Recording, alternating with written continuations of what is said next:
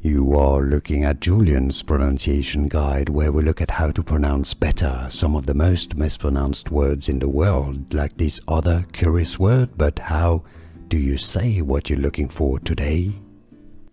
Let's learn once and for all how to pronounce this very curious word that gets a lot of people confused. Now, if you want to learn more confusing pronunciations like this, stay tuned. There are different pronunciations. We're going to look at French, German, and also English pronunciations. French, Hubert, silent H, Hubert, silent T.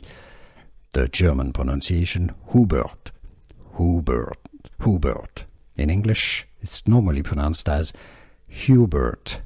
Hugh, not who. Some may pronounce Hubert. Do you pronounce it that way? Let us know in the comments. Most would normally say it as most standard English pronunciation, Hubert. Here are more videos on how to pronounce more confusing words and names too many mispronounced. Like this video if you found it useful. I appreciate your support. I'll see you soon and thanks for watching.